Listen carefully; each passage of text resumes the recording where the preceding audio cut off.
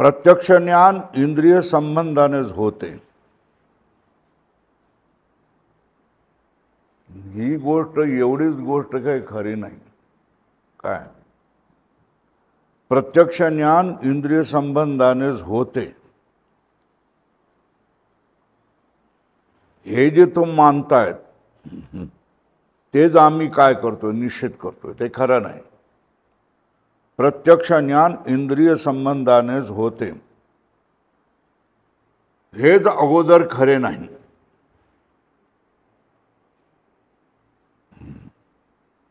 कारण विषय आणि अंतःकरण वृत्ती एका देशामध्ये राहणं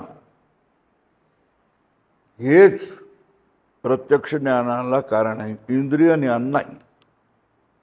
काय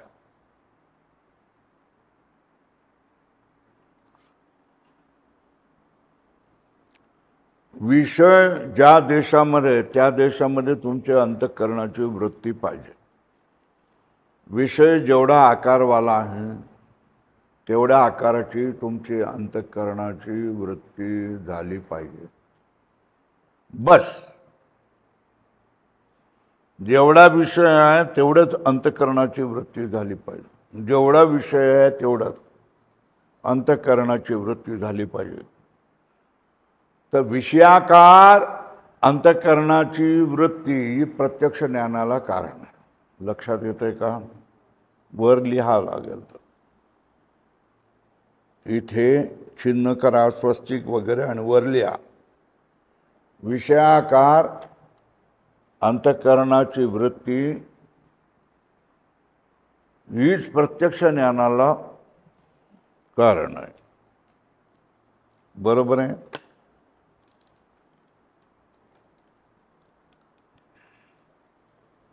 जशा तऱ्हेने बाह्य विषय असतील तर त्यांना जाणून घेण्यासाठी अंतःकरणाची वृत्ती इंद्रियाच्या द्वारामधून जाणं आवश्यक आहे। म्हणजे अर्थ काय झाला? बाह्य वस्तूसाठी इंद्रियाची जरुरी आहे, पण आतली वस्तू आहे जी अंतस्थ वृत्ती आहे, अंतःकरणस्थ वृत्ती आहे, तिला जाणण्यासाठी इंद्रियाची जरुरी नाही। बरोबर आहे? फक्त अंतःकरणाची वृत्ती त्याच्या आकाराची झाली तर हरकत नाही। सुख दुःख आतमध्येच असतं। बरोबर आहे ना? तर सुख दुःख आतमध्ये असतं त्याला ही बाह्य इंद्रियाची काय जरुरी असते का? नसते। पण सुख दुःखाचा आपल्याला साक्षात्कार होतो की नाही? आज मला सुख आहे, आज स्वामीजी चांगले बोलले। आज मला दुःख आहे, आज माझा स्वामीजीने अपमान केला, सगळ्या लोकांच्या समोर मला बोलले। असं नाही बोलायला पाहिजे होतं। आपलं आपणाला कळतं की नाही कळतं? कळतं ना? इकडे बघ 147 सुख दुःखाची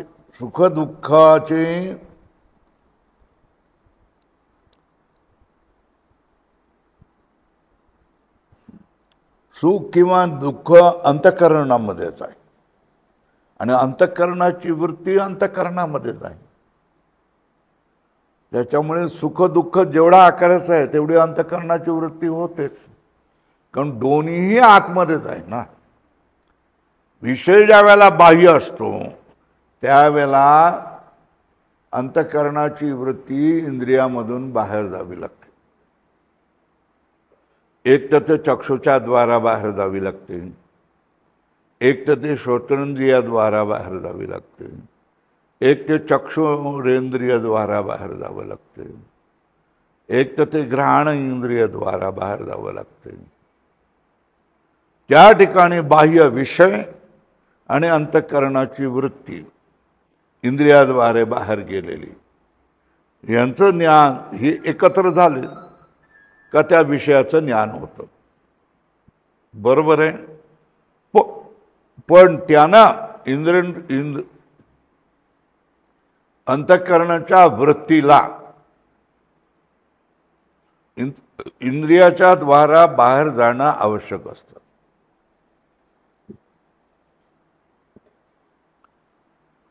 पण जर सुखदुःख अंतःकरणामध्येच आहे आणि अंतःकरणाची वृत्ती सुद्धा अंतःकरणामध्येच आहे, तर त्याच्यासाठी इंद्रियाच्या द्वारे बाहेर जाण्याची गरज नसते. फक्त काय गरज असते, अंतःकरणाची वृत्ती आणि अंतःकरणामध्ये सुख हे दोघे एकाकार व्हावे लागतात. ते सांगितले बघा, लक्षात ठेवा.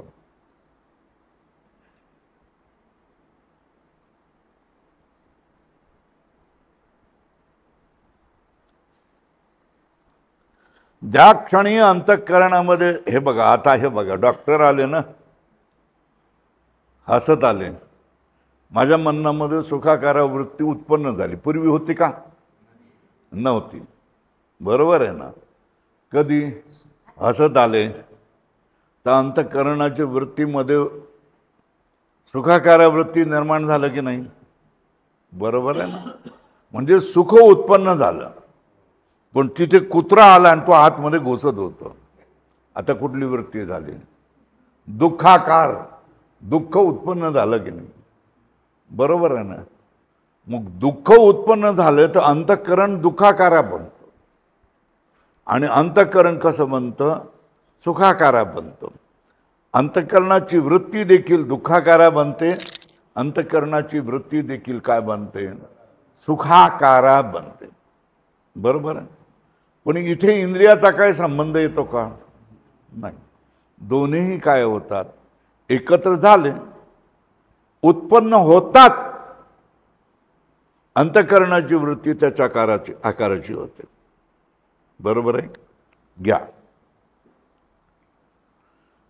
अंतःकरण भागात अनुकूल किंवा प्रतिकूल विषय पाहून किंवा ऐकून प्रथम सुख दुःख उत्पन्न होते. बरोबर आहे. त्या क्षणी अंतःकरणाची वृत्ती सुख दुःखाकार होते. कारण सुख आणि दुःख हे विषय कुठे असतात? अंतःकरणात उत्पन्न होतात. म्हणून अंतःकरण वृत्तीचे आणि सुख दुःखाचे, अंतःकरण वृत्ती आणि सुख दुःख हे एक देशामध्ये झाले रे झाले, होतात, सहज होतात ना, एकाच जागी आहेत ना, ते सहज आहे. याकरता सुखदुःखाच्या प्रत्यक्ष ज्ञानास इंद्रियाची जरुरी आहे का? अंतःकरणाची जरुरी आहे की नाही? अंतःकरणाची जरुरी आहे, बाह्य इंद्रियाची जरूर नाही.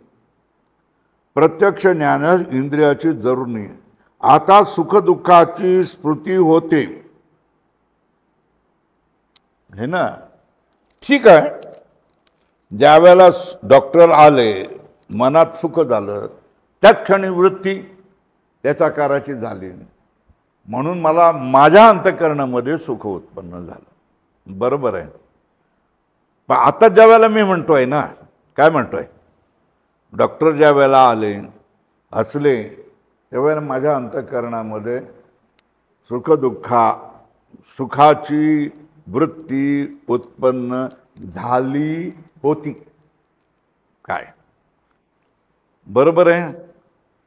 तर आता माझ्या मनामध्ये सुखकारा वृत्ती उत्पन्न झालेली होती, मला सुखाचं ज्ञान झालं. हे काय स्मरण आहे? लक्षात येतंय का? आणि ज्या वेळेला स्मरण आहे त्यावेळेला माझ्या अंतःकरणामध्ये साक्षात सुखदुःख आहे की नाही? नाही, है ना. ते 5 मिनिटापूर्वी झालं होतं ना. ते आले आणि माझ्यात सुखाची उर्मी उत्पन्न झाली. त्याच वेळेला मला काय झालं? ज्ञानही झालं की मला सुख झालं, म्हणून आनंद वाटला. दिवाळी असताना डॉक्टर आले, सगळं काम सोडून. पण आता ज्या वेळेला मगाशी मला अशी सुख उत्पन्न झालं, हे ज्या वेळेला मी म्हणतोय ते हे झालं काय? स्मरण. काय झालं? सुखाचं स्मरण झालं. या सुखाच्या स्मरणाच्या वेळेला अंतःकरणामध्ये सुख आहे का? नाही. बरोबर आहे. बघा, घ्या. आता सुखदुःखाचं स्मृती म्हणजे स्मरण होते तेव्हा अंतःकरणात सुख दुःखे नसतात. काय नसतात? अंतःकरणामध्ये सुख दुःखे नसतात. मग काय होतंय? फक्त पूर्वी अनुभवल्या सुख दुःखाच्या संस्कार असतात. त्या संस्कारापासून स्मरण होतं. सुख दुःख 5 मिनिटापूर्वी झालं ना. सुख मला 5 मिनिटापूर्वी झालं. ते सुख झालं, आता आहे का? नाही. मग त्याने काय केलं? माझ्या अंतःकरणामध्ये थापा पाडला, एक संस्कार केला. बरोबर आहे. या संस्काराचा काय फायदा? मग आता थोड्या वेळाने मला काय झालं? स्मरण झालं, अरे मगाशी डॉक्टर आले होते ना, त्यावेळेला मला सुख झाले होते, डॉक्टर आले बुवा म्हणून. हां, तर हे काय झालं? हे सुखाचं स्मरण झालं. बरोबर आहे. मगाशी सुख झालं होतं, आता जे होतंय ते सुखाचं स्मरण होत आहे. सुखाचं ज्या वेळेला स्मरण होतं त्यावेळेला सुख अंतःकरणामध्ये नसतं. बरोबर आहे. आता सुखदुःखाची स्मृती होते तेव्हा अंतःकरणात सुख दुःखे नसतात. पण पूर्वी अनुभवलेल्या सुखदुःखाच्या संस्कारापासून स्मरण उत्पन्न होते. त्या स्मृती ज्ञानाकार अंतःकरणाची वृत्ती होते. मग काय होतं? हे जे स्मृती ज्ञान झालं त्या स्मृती संस्कारापासून स्मरण होते. स्मरण हे पण एक ज्ञान आहे. मग त्या मला आता स्मरण होत आहे अशा तऱ्हेने अंतःकरण त्या आकाराचं झालं. स्मृतिकार अंतःकरणाची वृत्ती होते, सुखदुःखाकार होत नाही. म्हणून सुखदुःखाचे प्रत्यक्ष ज्ञान होत नाही त्यावेळेला, स्मरणाच्या वेळेला.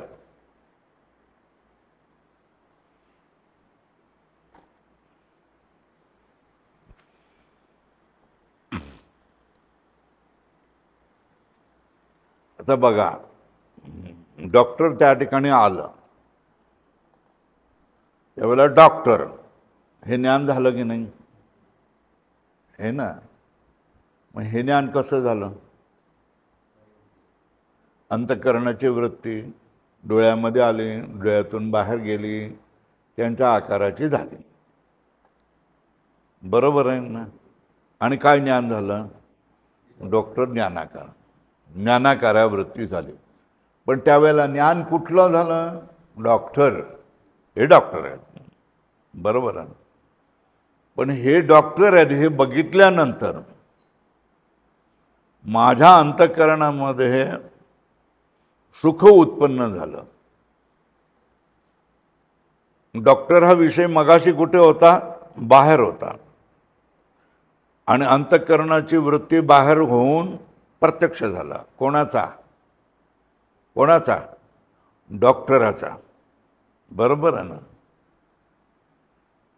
त्याच वेळेला मला सुख झालं है ना.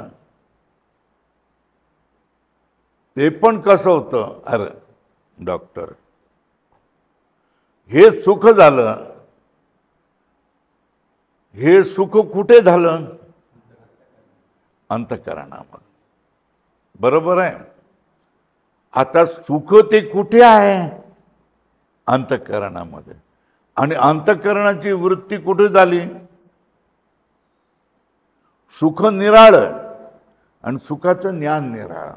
हे लक्षात येतंय का? सुख कुठे आहे? हां. आणि ते सुख अंतःकरणामध्ये असताना अंतःकरणाची वृत्ती सुखाकारा झाली तर काय होतं? हां, एकदम बरोबर आहे. ज्ञान होतं. कशाचं? सुखाचं. ह्या ज्ञानाचा विषय कुठला? सुख. ज्ञानाचा विषय कुठला? सुख उत्पन्न होणं निराळं आणि त्या सुखाचं ज्ञान होणं हे निराळं. सुख कुठे आहे आणि सुखाचं ज्ञान कुठे आहे ते पण अंतःकरणाचंच आहे. लक्षात येतंय का? ज्या वेळेला अंतःकरणाची वृत्ती सुखाच्या आकाराची झाली त्यावेळेला कुठलं ज्ञान झालं? सुख असं ज्ञान झालं है ना. आणि ज्या वेळेला अंतःकरणाची वृत्ती सुखाच्या ज्ञानाच्या आकाराची झाली त्यावेळेला तुम्हाला परत ज्ञान झालं. कुठलं? मला सुखाचं ज्ञान झालं. काय? कुठलं ज्ञान झालं? सुखाच्या वेळेला अंतःकरण वृत्तीचा विषय कोण होता? सुख. बरोबर आहे. सुखाच्या ज्ञानाचा विषय कोण होता? सुख. बरोबर आहे. आणि सुखाचं ज्ञान झालं त्याची वृत्ती झाली ना. मग त्या वृत्तीचा सुखाचा अनुभव घेतला ना तुम्ही, मला सुख होत आहे. बरोबर आहे ना. या अनुभवाचं विषय कोण आहे? देखील काय? सुख आहे. बरोबर आहे. आणि हा अनुभव झाल्यानंतर तुमच्या अंतःकरणामध्ये छापा पडला. काय झालं? संस्कार झाला. काय झालं? ज्या वेळेला मला सुख होत आहे, सुखाचं ज्ञान होत आहे, त्यावेळेला त्या ठिकाणी सुख होतं की नव्हतं? होतं. बरोबर आहे. ज्या वेळेला तुम्हाला सुखाचा अनुभव होता त्यावेळेला अंतःकरणामध्ये सुख होतं की नव्हतं? होतं. पण ज्या वेळेला सुख ज्ञानाचा संस्कार होऊन 10 मिनिटांनी तुम्हाला सुखाचं स्मरण होतं, 10 मिनिटापूर्वी डॉक्टर आले होते त्यावेळेला मला सुख झालं होतं, हे झालं काय? स्मरण. आता या स्मरणाच्या वेळेला त्या ठिकाणी सुख आहे की नाही?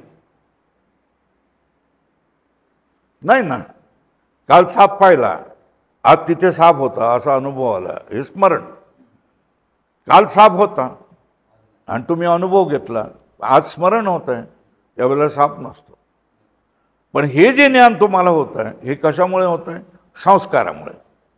कालच्या सापाच्या अनुभवाचे संस्कार हृदयात झाले आणि हृदयाचे संस्कार पायरी जवळ येतात जागले तुमचे.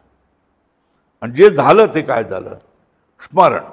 तो अनुभव हे पण ज्ञान आहे आणि स्मरण हे पण ज्ञान आहे.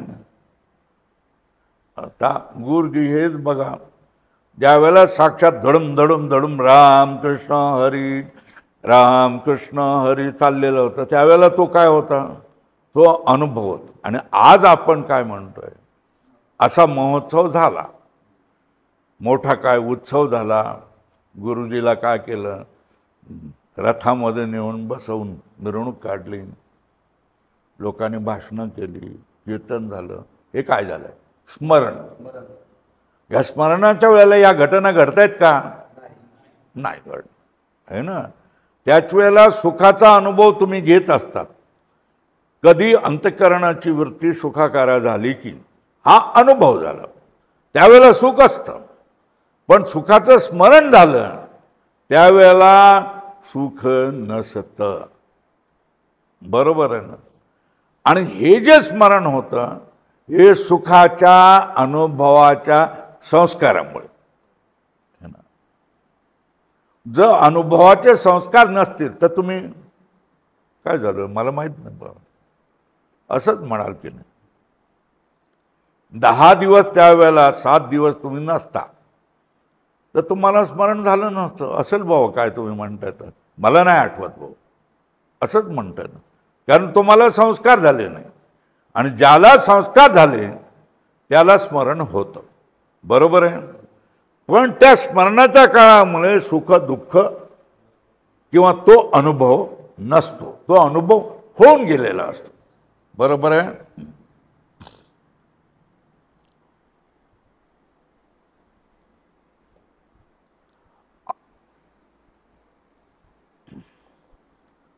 सुखदुःखाचा तुम्ही अनुभव करता हे ना, हे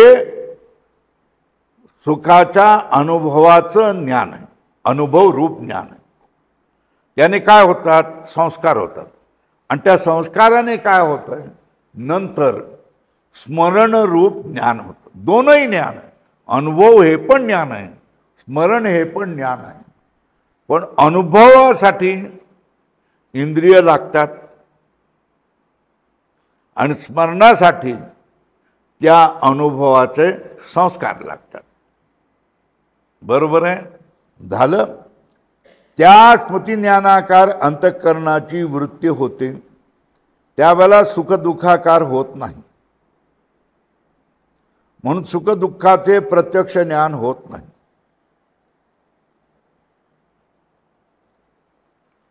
आता मला डॉक्टरचं ज्ञान होत आहे ना, ज्या वेळेला आलं त्यावेळेला पहिल्यांदा डॉक्टराचं ज्ञान झालं, दुसऱ्या वेळेला मला सुखाचं ज्ञान झालं. सुखाचं ज्ञान हा सुखाचा अनुभव आहे. तो मला काय झाला, प्रत्यक्ष झाला. कारण अंतःकरणामध्ये सुख झाली आणि त्या सुखाकारा अंतःकरणाची वृत्ती झाली. थोडा वेळ गेला, 10 मिनिटं 15 मिनिटं झाली. आता मला त्यांचं स्मरण झालं, 10 मिनिटापूर्वी डॉक्टर आले त्यावेळेला मला सुख झालं होतं. आता या वेळेला अंतःकरणाची वृत्ती सुखाकारा नाही आहे, तर सुखाच्या स्मरण रूप ज्ञानाकार आहे. काय, सुखाचं स्मरण रूप ज्ञानाकार आहे. पहिली काय, डॉक्टराकार, दुसरी काय, सुखाकार, हा अनुभव. आणि मला सुख झालं होतं हे काय झालं, स्मरण. त्यावेळेला वृत्ती कसली झाली, स्मरणाकारा वृत्ती झाली. दुसरी सुखाकारा, पहिली डॉक्टराकारा. पहिली वृत्ती कुठली, डॉक्टराकारा, डॉक्टरचं ज्ञान झालं. दुसरं वृत्ती कसली झाली, सुखाकारा, ज्ञान कसलं झालं, सुखाचं. तिसऱ्या वेळेला मला ज्ञान झालं स्मरण, तर ते ज्ञान कसलं होतं, स्मरणाकारा ज्ञान आहे ना. तर सुखाचा अनुभव घेण्यासाठी, डॉक्टराचा अनुभव घेण्यासाठी इंद्रियाची जरूर लागली, सुखाचा अनुभव घेण्यासाठी इंद्रियाची गरज लागली नाही. आणि सुखाचं स्मरण करण्यासाठी देखील इंद्रियाची गरज लागली नाही. बरोबर आहे.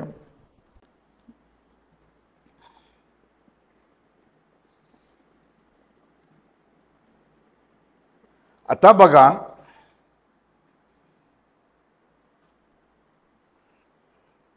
डॉक्टर आले त्यावेळेला डॉक्टराचं ज्ञान मला झालं का नाही झालं, हे प्रत्यक्ष ज्ञान आहे. बरोबर आहे. डॉक्टर आल्यानंतर मला सुख झालं, सुखाचा अनुभव झाला, हे प्रत्यक्ष आहे की नाही, हे प्रत्यक्ष आहे.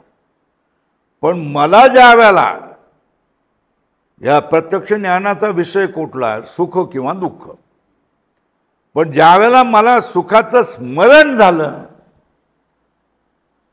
त्यावेळेला त्या ठिकाणी प्रत्यक्ष सुख दुःख होतं की नाही, नव्हतं. मग त्यावेळेला सुखाचं स्मरण होतं, त्यावेळेला सुख आणि दुःखाचं ज्ञान होतं की नव्हतं, होत नाही. सुख दुःखाचं प्रत्यक्ष ज्ञान होत नाही. तर कोणाचं ज्ञान होतं, त्यांचं स्मरण होतं. हे लक्षात येते का. काल तुमच्या आई भेटायला आली, तर आईचं ज्ञान झालं कधी, काल. आज तुम्ही म्हणताय काल माझी आई भेटायला आली, मग हे काय म्हणतायत, ह्याचं नाव काय, स्मरण. मग स्मरणाच्या वेळेला आई होती का प्रत्यक्ष? हे लक्षात घ्या ना. काय ज्या वेळेला सुख दुःखाचं ज्ञान होतं त्यावेळेला अंतःकरणामध्ये सुख आणि दुःख प्रत्यक्ष असतं. पण सुख आणि दुःखाचं ज्या वेळेला स्मरण होतं त्यावेळेला सुख आणि दुःखाचा प्रत्यक्ष होत नाही. बरोबर आहे? हेच सांगितलं आहे. संस्कारापासून स्मृती उत्पन्न होते, त्या स्मृती ज्ञानाकार अंतःकरणाची वृत्ती होते, सुख दुःखाकार होत नाही. ज्या वेळेला सुखाकार अंतःकरण होतं त्यावेळेला कोणाचं ज्ञान होतं? सुखाचं ज्ञान होतं. ज्या वेळेला सुखाचं स्मरण होतं त्यावेळेला अंतःकरण वृत्ती सुखाच्या स्मरणाकार ज्ञानाकार होते, सुखाकार होत नाही. म्हणून स्मरणाच्या वेळेला सुख दुःखाचा प्रत्यक्ष होत नाही.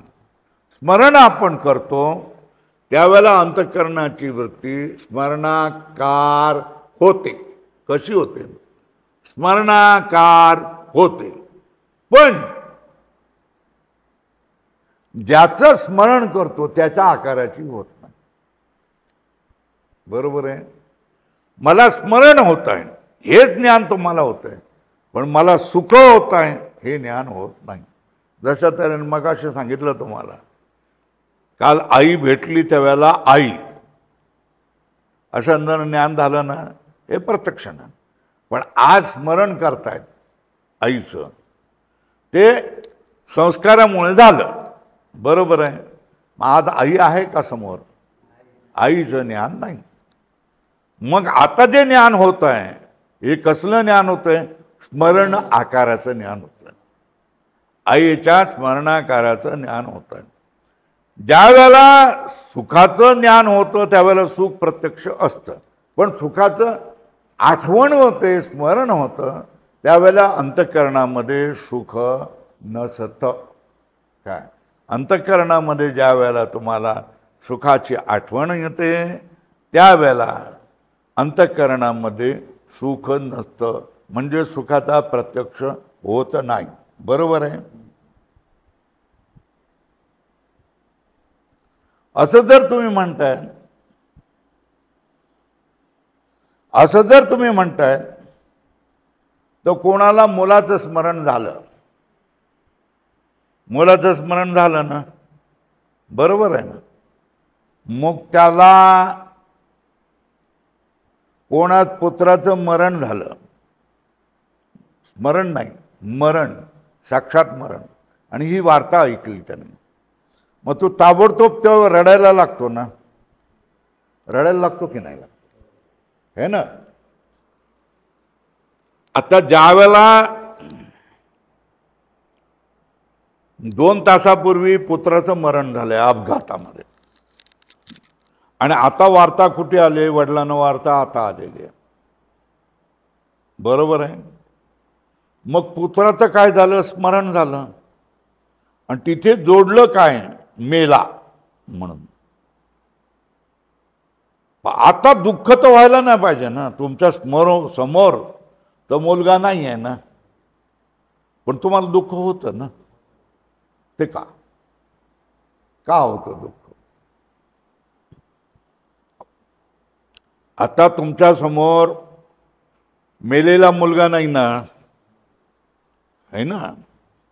काय ऐकलेलं आहे? तुम्हाला फक्त वार्ता ऐकलेली, पुत्र वारला, पुत्र मरणाचं दुःख. पण तुम्हाला पुत्र नसता नाही, तुमच्या समोर पुत्र मेलेला नसता नाही, तुम्ही रडायला लागता की नाही? हे कसं काय? कोणात पुत्र मरणाचे स्मरण झाले तर दुःख होते. ते का व्हावे? का म्हणून होतं त्याला? श्री गुरु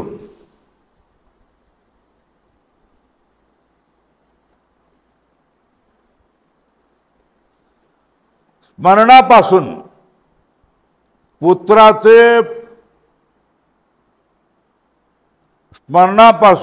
पुन्हा पुन्हा मरणाचे दुःख उत्पन्न होते.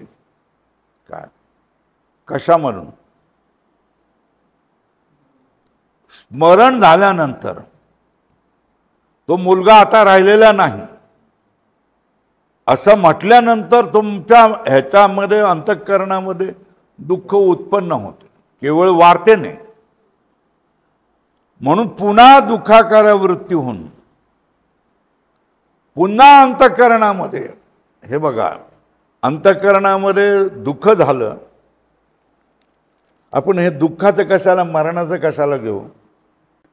तुम्हाला वार्ता आली की तुमच्या मुलाला बढती मिळून तो लेफ्टनंट पदाला गेलेला आहे.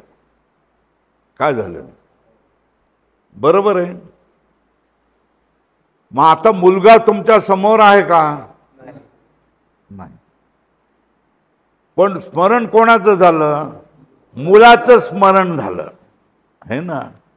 मुलाचं स्मरण होतात तुमच्याकडे लेफ्टनंट पदाचे पोशाख, ते स्टार, टोपी, ही सगळं करून ते सगळे त्याच्या समोर उभं राहिलं. कुठे? अंतःकरणामध्ये. म्हणजे त्याचं स्मरण झालं. त्या स्मरणाने अंतःकरणामध्ये काय झालं? सुख उत्पन्न झालं. आता सुख प्रत्यक्ष उत्पन्न झालं, है ना.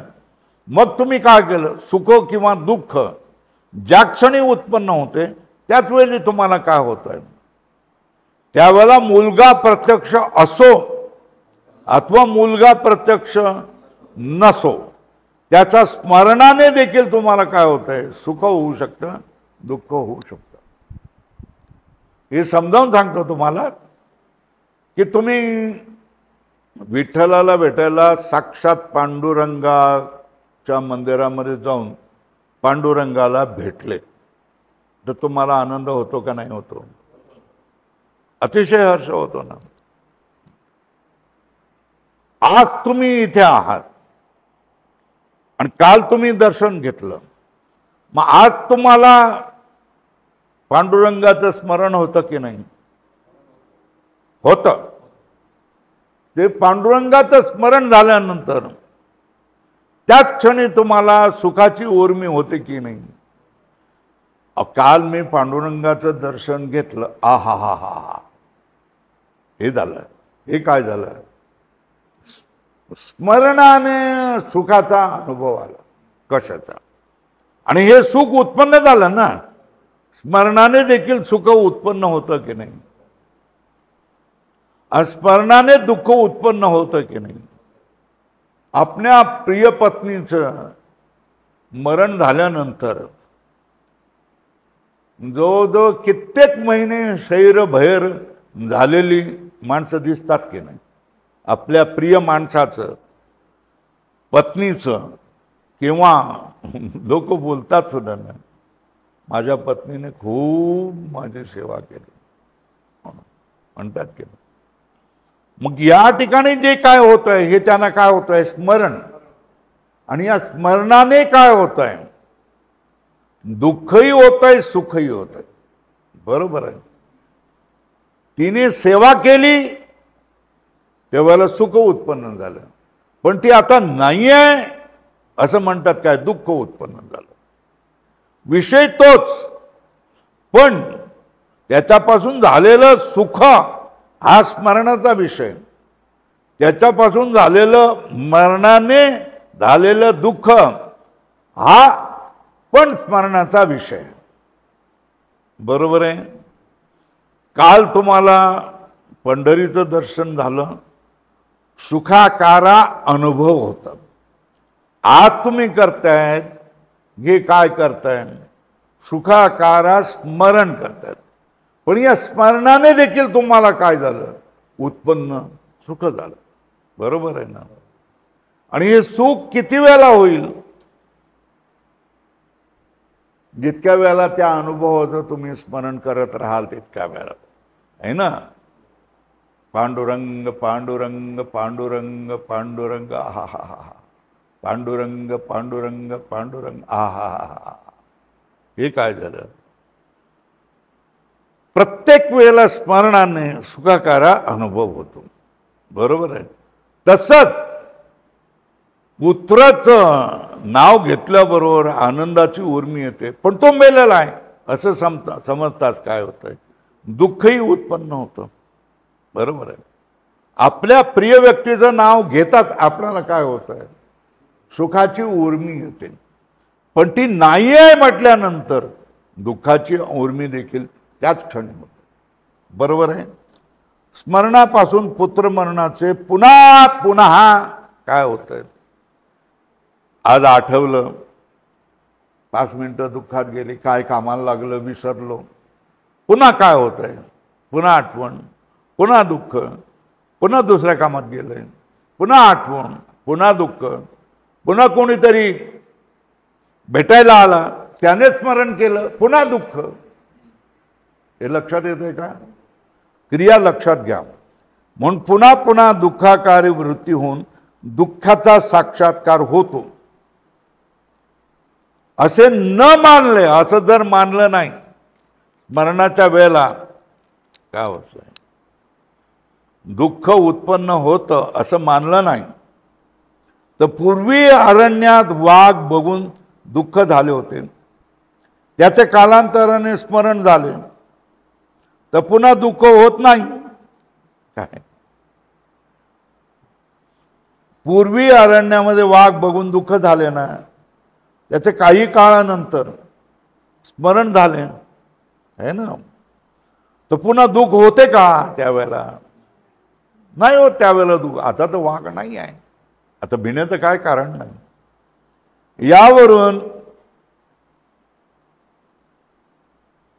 यावरून काय होत आहे, आता बाहेर वाघ होताना तो इंद्रिय संबंधाने ज्ञान झालं. बरोबर आहे. आणि त्याचं स्मरण झालं, त्यावेळेला काय झालं, दुःख झालं नाही. पण त्याच वाघाचं स्मरण झालं पण दुःख झालं नाही, कारण समोर वाघ नव्हता. यावरून इंद्रिय संबंधाने होईल ते ज्ञान प्रत्यक्ष असा नियम सिद्ध होत नाही. अधोरेखा करा. इंद्रिय संबंधाने जे ज्ञान होईल ते ज्ञान प्रत्यक्ष असा नियम होत नाही. या उलट काय होत आहे, पुन्हा अधोरेखा करा. विषय आणि अंतःकरणाची वृत्ती हे एकदेशीय स्थित झाले म्हणजे प्रत्यक्ष ज्ञान होते. अधोरेखा कर. आता तुमच्या हृदयामध्ये मनामध्ये एक गोष्ट निश्चय करा की प्रत्यक्ष ज्ञान होण्यासाठी विषय समोरच असला पाहिजे असं नाही. मग प्रत्यक्ष ज्ञान होण्यासाठी काय, विषय आणि अंतःकरणाची वृत्ती एका देशामध्ये असली पाहिजे. काय, विषय समोर असला पाहिजे, विषय आणि इंद्रियाचा संबंध झाला पाहिजे अशी गोष्ट नाही. मग काय झालं पाहिजे, विषय आणि विषयाकर अंतःकरणाची वृत्ती ही एक देश झाली की प्रत्यक्ष ज्ञान होतं. एवढं लक्षात ठेवा. कुठल्याही विषयाचं प्रत्यक्ष ज्ञान होण्यासाठी इंद्रिय आणि विषय याचा संबंधच झाला पाहिजे असं नाही. तर काय, इंद्रिय नाही, विषय आणि अंतःकरणाची वृत्ती. बरोबर आहे तुमचं लक्ष, बरोबर, झोप येत नाही. हे दोन्ही काय झालं पाहिजे, एकाकार झालं पाहिजे. हा निर्णय झाला, असाच नियम सिद्ध होतो. याला अधोरेखा केली का, प्रत्यक्ष ज्ञानाचा नियम दिलं.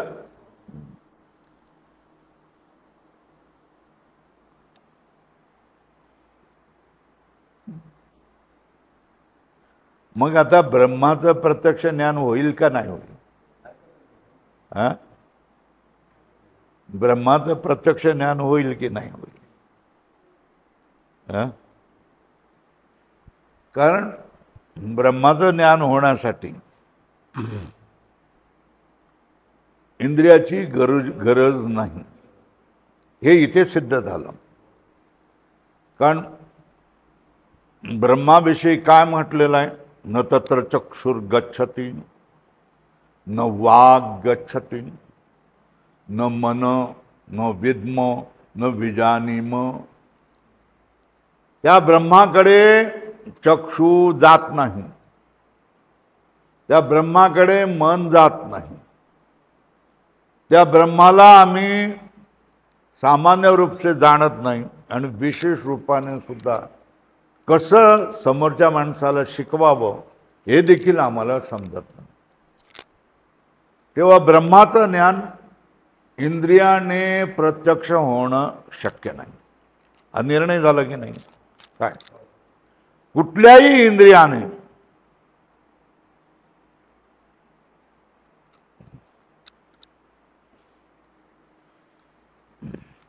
कुठल्याही इंद्रियाने ब्रह्माचं ज्ञान होत नाही. चक्षु जात नाही, श्रोत्र जात नाही, त्वग जात नाही, काहीच जात नाही त्या ठिकाणी आणि काहीच त्याला जाणू शकत नाही. बरोबर आहे. पण मग ब्रह्माच्या ज्ञानासाठी इंद्रियाची जरुरी आहे का? कारण अजून मगाशी आपण सिद्ध केलं की विषयाच्या ज्ञानासाठी काय होतं, विषय आणि अंतःकरणाची वृत्ती त्याला लागलं, चिटकलं की काय होतं, त्याचा प्रत्यक्ष होतो. कुठेतरी अभंग आलेला असेल बघा तुम्ही.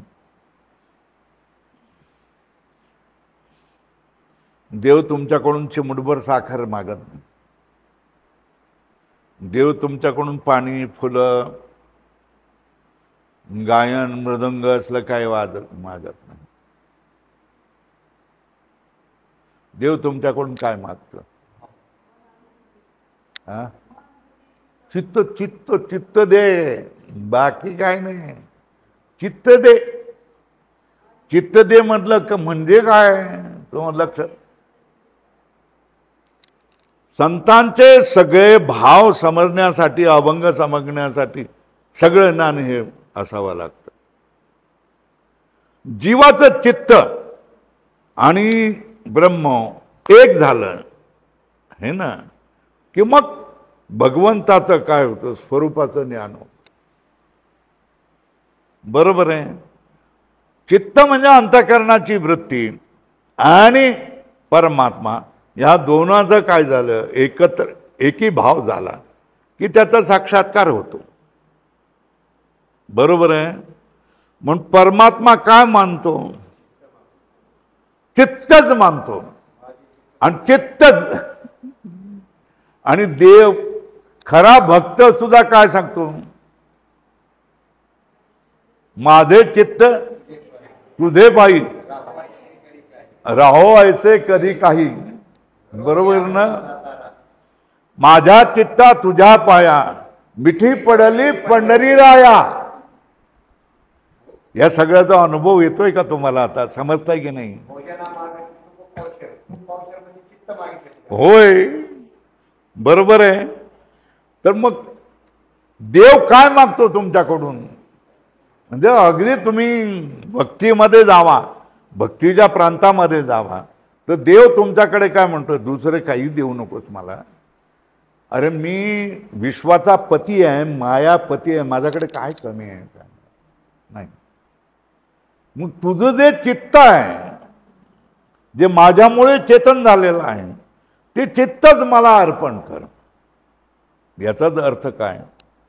भगवंताशी, भगवंताच्या आकाराशी तुमची अंतःकरणाची वृत्ती झाली पाहिजे.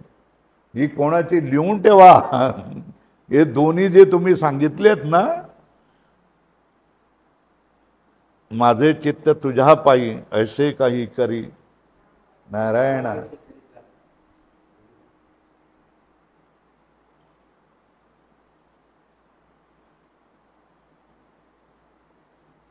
माझे चित्त मिठी पडली पंढरी राया, है ना? देव चित्त मागतोय, बाकी काही नको तुमच्याकडून. पण मनुष्य इतका कोडगा, निर्लज्ज आणि कृपण आहे की चित्त सोडून बाकीचं सगळं द्यायला तयार होतो देवाला.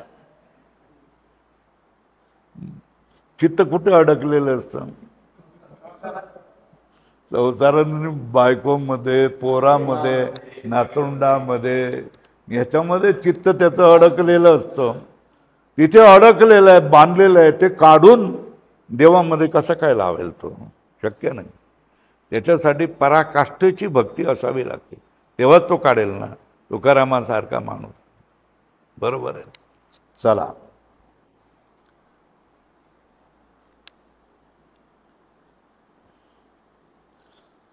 महाराज, सुखदुःखादी अंतःकरणाचे धर्माचे ज्ञान इंद्रिय संबंधा वाचून प्रत्यक्ष होते. हे खरं मानलं की नाही? काय अंतःकरणाचे जे धर्म आहेत, सुख, दुःख, भय, लज्जा, आस, काम, क्रोध, गर्व, द्वेष, ईर्षा, ह्या सगळ्याचं ज्ञान अंतःकरणामध्ये असल्यामुळे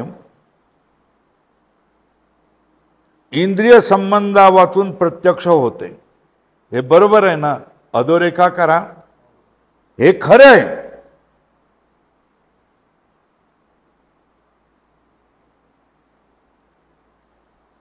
पण ते प्रमाणापासून निर्माण झालं काय? तो म्हणतोय कुठल्या प्रमाणापासून, म्हणजे इंद्रियापासून निर्माण झालं काय? नाही झालेलं आहे. पण ते प्रमाणापासून उत्पन्न झाले नसल्यामुळे ते ज्ञान प्रमा त्याचे नाही. हे ज्ञान जे झालंय हे प्रमाणापासून झालेलं नाही, म्हणून हे ज्ञान प्रमा त्याचे नाही. ते मग कोणी आहे? प्रमाता कोण आहे? परत एकदा आठवण करा ना, प्रमाता कोण? तीन नावं लावली आहेत ना. असं काय करतं? जीव, प्रमाता, नंतर संसारी, द्रष्टा, भोक्ता, हे सगळं कोण होतो? जीव चैतन्य ना. आणि साक्षीला काय म्हटलेलं आहे? कूटस्थ, आत्मा, साक्षी. हे नावं येणार की नाही येणार? हे झालंय का नाही झालंय? का विसरून गेलं? आत्मा कोण आहे? कूटस्थ, साक्षी, हा आत्मा आहे. आणि जीवाला काय विशेषण लागलेली आहेत? प्रमाता, द्रष्टा, कर्ता, भोक्ता, जीव, संसारी, ही सगळी विशेषण कोणाची? जीव चैतन्य. बरोबर आहे. आता चला मग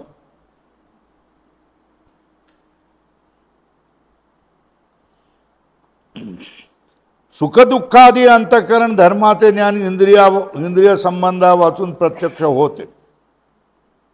हे खरे, पण प्रमाणापासून ते उत्पन्न झाले नसल्यामुळे ते ज्ञान प्रमात्याचे नाही. प्रमात्याचे नाही तर मग कोणाचे आहे? साक्षी भास, साक्षीने प्रकाशित केलेलं ज्ञान. कोण आहे ते? ज्ञान जीवाला झालेलं ज्ञान नाही. ते कोणाचं ज्ञान झालेलं आहे? साक्षी भाष्य आहे. याप्रमाणे ब्रह्मज्ञान म्हणावे तर ते ब्रह्मज्ञानी साक्षी भाष्य होईल. आणि ब्रह्मज्ञान प्रमा होणार नाही. जे प्रमाणाने झालेलं ज्ञान त्याचं नाव काय? प्रमा. ते कोणाचं होतं? प्रमात्याचं. बरोबर आहे. जे ज्ञान प्रमाणाने होत नाही ते प्रमा होणार नाही. ते कोणी होणार? साक्षी भाष्य होणार. ते ज्ञान कोणाचं होणार? साक्षीने प्रकाशित होणारं ज्ञान होणार. आता ब्रह्मज्ञान पण साक्षी भाष्य होईल, पण मग प्रमा होणार नाही. काय? एक गोष्ट लक्षात ठेवा, प्रमा कोणाला म्हणतात? प्रमाणाने होणाऱ्या ज्ञानाचं नाव काय? प्रमा. आणि हे ज्ञान करणाऱ्याचं नाव काय? प्रमाता, म्हणजे जीव. बरोबर आहे. पण जर इंद्रियालाच प्रमाण मानलंय ना. प्रत्यक्षाचं प्रमाण कोण? इंद्रिय. इंद्रियाने ज्ञान होत नाही, तर ते ज्ञान प्रमा कसं होईल? आणि ते प्रमात्याचं ज्ञान कसं होईल? शंका. प्रमाणाने होईल जे ज्ञान तेच काय? प्रत्यक्ष. आणि तेच ज्ञान प्रमात्याचं ज्ञान. पण इथे प्रमाण जर कामाला येत नसेल तर मग ते ज्ञान प्रमा कसं होईल? ते ज्ञान साक्षी भाष्य होईल. तिथे प्रमाता येत नाही, साक्षी येतो. साक्षीने प्रकाशित होणारं ज्ञान असं होतं त्याचं. ब्रह्मज्ञान प्रमाणा म्हणजे इंद्रिया वाचून होत असेल तर ते प्रमा कसं होईल? नाही होणार. शंका समजली का? ब्रह्मज्ञान प्रमा होणार नाही, अधोरेखा करा अशी शंका येते. तिचे समाधान काय सांगा?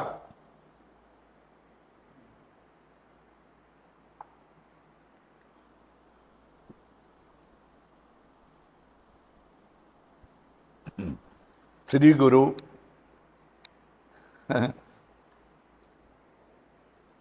आपणाला एक काय माहीत असतं, ज्ञान म्हटलं का आपणाला समजतं. ज्ञान हे काय? घटाचं ज्ञान.